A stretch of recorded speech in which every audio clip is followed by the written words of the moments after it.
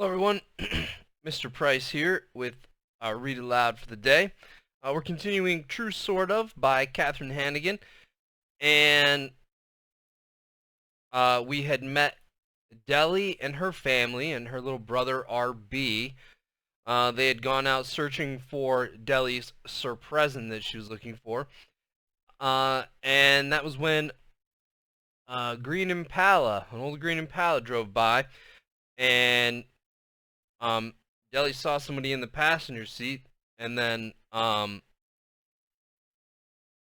we were introduced to that character named Ferris Boyd when they got back to the house they were moving into and started unloading, and we had an interaction described by the author that showed Ferris Boyd interacting with the black cat and making friends with it, giving it some milk in a bowl. Picking up again with Chapter 9. At dinner, Deli was still thinking about her surpresent, but now there was no smiling. Now, instead of hoping for a puppy or a magic wand to make Galveston disappear, she was wondering, was the tingle just teasing me? And worse, will anything good ever happen to me again? It felt bad, the kind of bad she'd need a fight to forget. Clarice was occupied with other things. It wasn't that she forgot about the surpresent, but with Montana dogging her, "Ma, I need money for my date," and Tallahassee begging, "Can I stay at Fern Teeter's, please?" There was no room to remember. "Ma, we need more beans," RB announced, while Clarice was filling the bowl. Galveston quit chewing her potatoes to chew on Deli. "So," she sniped at her, "where's that surpresent? Is it in the garage, or does Verena have it locked up?" The other children held their breath. Dallas and Tallahassee got ready to squeeze, but Deli stared at her plate like she hadn't heard a word. The others sighed and went back to their food, and Deli was flying across the table. She was gone before Dallas and Tallahassee could touch her. She landed on Galveston's chest and got her by the hair. She was yanking it left, then right, like it was the reins of a bucking bronco. Gal was making strange sounds. "Ow! Ooh! Ah!" And Deli was yelling, "That's so funny, Gal! How come you're not laughing now?" Clarice got to them first. "Let go!" she hollered as she pried off the tiny, terrible fingers. Galveston was clutching her scalp, screaming, "Am I bald? Did she bald me?" Dallas threw Deli over his shoulder and started up the stairs. "Galveston!" she howled. "You stay in your room till I tell you," Clarice shouted after her. "Rah, rah, rah, rah, rah," Deli growled. "But Ma," Gal cried, "she has dishes." In a flash, Clarice was in her face, fuming. "You'll do dishes tonight, and you'll do them every night for a week." Gal thought about whining some more, but Clarice was too close. "Yes, Ma," she whimpered. Clarice was waiting till she calmed down to talk to Deli. That didn't happen until 2 hours later.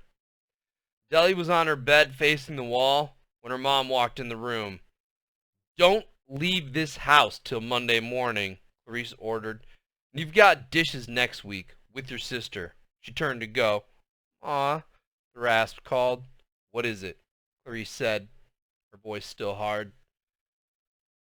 "It didn't come." "What didn't come?" And the rasp was filled with so much sadness it almost couldn't speak. "My surpresent." Then Clarice remembered. "Oh," she sighed. She sat on the edge of Deli's bed. She watched the tiny back breathing. "I thought you were going to meet it," she said softly. "I did. Well, where'd you go?" She wondered. Deli told her all the places she searched for the surpresent. "There's your problem," Clarice said. "That surpresent couldn't catch you moving around like that." Clarice's words sent little sparks of hope to Deli's heart. She turned toward the room. "You think?" "Yep. You gotta stay in one place, which is good, because tomorrow you're grounded." But Deli needed more than that to get her hope back. "Ma, are you sure?" And Clarice, remembering Deli's smile that morning, said, "Sure." That did it. Hope flickered in Deli's heart, then it went to full flame. She lay there in the warmth of Clarice's. Sure.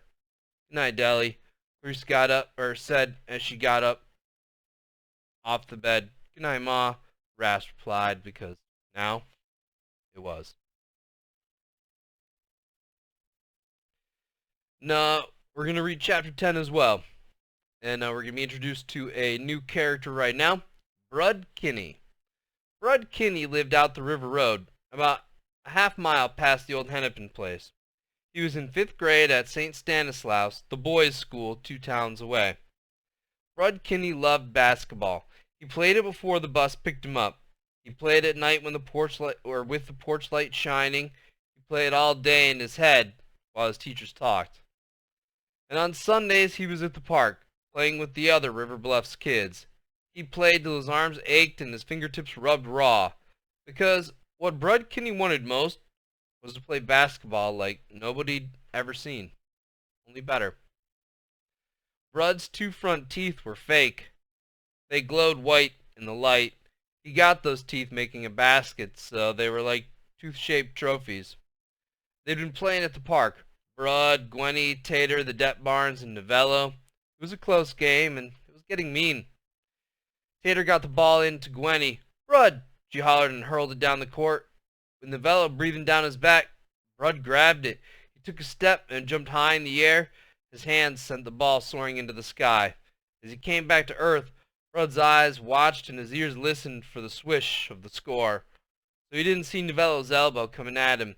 He didn't hear Gwenny shout, "Watch out!" He hardly felt the bone hammer his mouth. Brud's body hit the ground with a thud. His mouth started shooting blood like a crimson geyser. Danny Novello was dancing around the court, screaming, "There are teeth in my arm! His teeth are in my elbow!"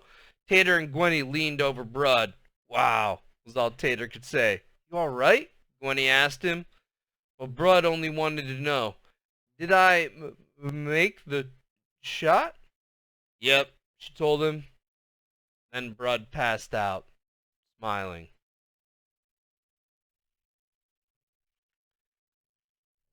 We're going to try to make through chapter 11 as well. Sunday morning, early, Brud was heading into town to practice. In real life, he had his basketball under one arm, and he was riding his bike down the river road. But in his head, Brud wasn't on a bike at all. In his head, he was already at the park playing ball. He was shooting from the inside, the outside, and every shot was a swish. In his head, Brud was playing like nothing nobody'd ever seen, only better. And today, Brud didn't just see it in his head, he was hearing it too. There was the thump, thump, thump of a ball bouncing, the clang of it against the rim. For the first time ever, Brud's vision had a soundtrack. By the time he got to the bridge, though, the thumps and clanks had almost disappeared. "Hey," he said like somebody'd messed with his movie. He stopped his bike.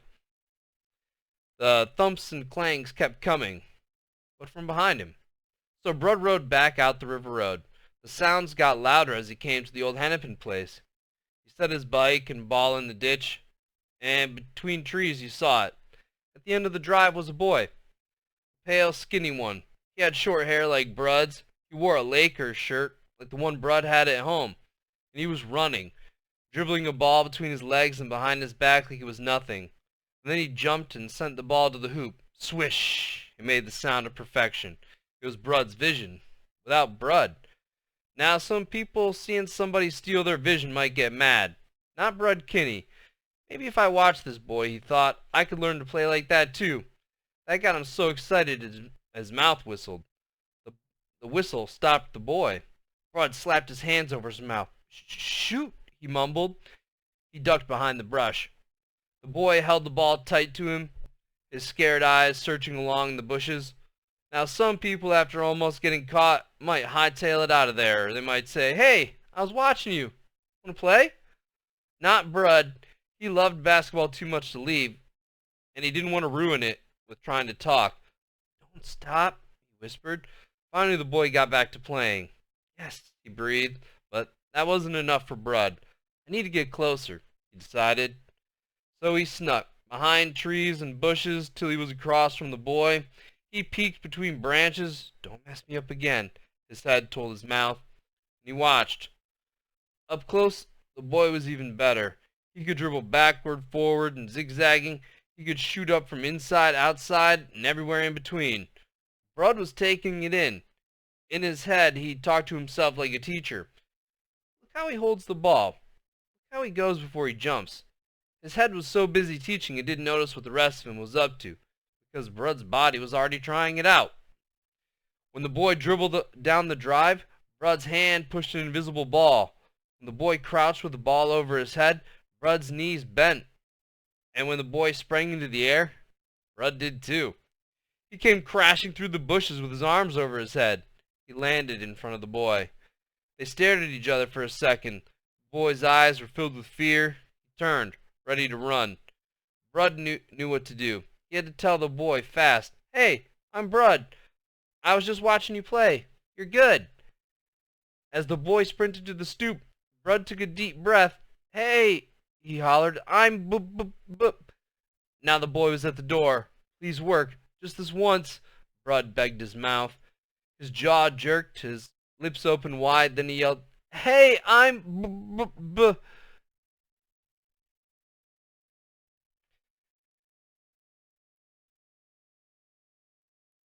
The door slammed. The boy was gone.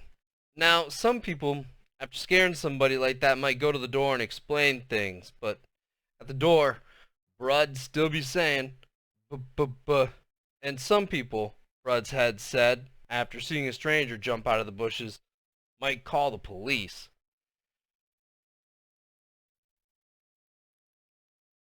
"Shoot," he stammered and sped down the drive. As Brud rode into River Bluffs, his head cussed his mouth. "You're always messing me up. You wrecked it, and there's nothing to show for it." But he was wrong about that. Because when Brud got to the park and started playing, he was better. He could feel it in the way he dribbled the ball. He could see it in the way the ball went to the basket. "You're playing real good today, Brud," Gwenny told him. He didn't try to say thanks. Danny Novello watched him, squinty-eyed and suspicious. "Think you're going pro or something?" he sneered. Brud just shrugged. That night, Brud Kinney lay in bed with the moon shining in his window. He thought about the boy dribbling and jumping and shooting like that. He thought about playing at the park and how sweet the swish of the net sounded. Then Brud Kinney smiled. The 2 teeth twinkled in the moonlight like stars. And that's where we're going to stop with the introduction of that new character, Brud Kinney. And we will continue the story next time. Hope you guys are enjoying it. Remember to complete your exit ticket and have yourselves a wonderful day. I'll talk to you soon. Bye.